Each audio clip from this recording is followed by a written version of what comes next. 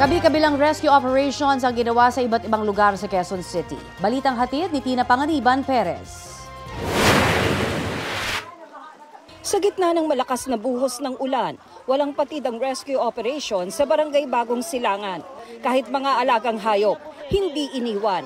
Ang iba, naglakad na lang sa hanggang dibdib na baha, bitbit ang ilan nilang gamit. Abot hanggang bubong sa second floor ng bahay, ang baha sa lugar ni na Annalyn Ang. Nakalikas na siya pero gusto raw niyang bumalik dahil naiwan daw niya ang 4-piece ID niya.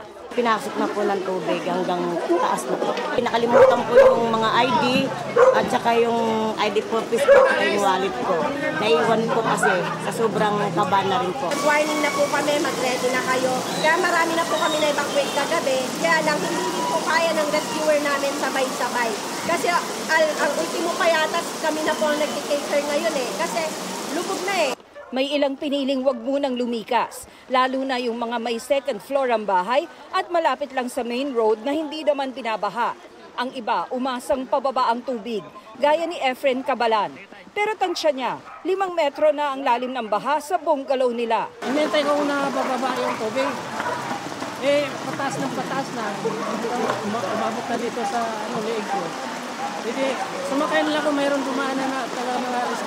Malapit lang sa main road itong mga magkakaanak na ito, kaya ngayon pa lang sila humingi ng tulong mula sa mga rescuer. Hinintay nila na umabot hanggang ganyan kalalim yung tubig dito para siguro ay unahing i-secure yung kanilang mga gamit sa kanilang bahay. Malapit lang naman yung main road dito, ilang hakbang lang, kaya hindi rin naman daw nalagay sa panganib ang mga ni-rescue ito.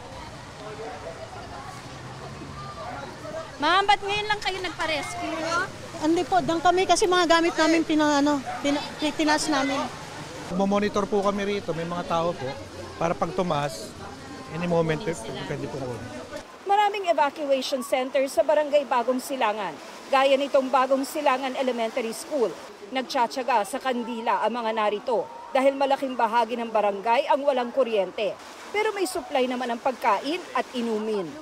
Maraming kalsada rin sa Quezon City ang binaha, gaya ng ilang bahagi ng Mindanao Avenue. Ang rumaragasang tubig sa Pasong Tabo Bridge halos umabot na sa kalsada. Ang ilang bahagi ng Congressional Avenue, lubog din. Isang kotse naman ang tumirik sa Quezon Avenue underpass nang maipit sa malalim na tubig. Natrap po siya sa loob. Tinulak na po namin papunta rito. Gaano kalalim ba kanina? Kanina hanggang dito yan Ginawa namang swimming pool ng ilang kabataan ang isang bahagi ng Luzon Avenue na nalubog din sa baha. Di nila alintana ang mga sasakyang nangahas tawirin ang tubig. Tina Panganiban Perez, nagbabalita para sa GMA Integrated News.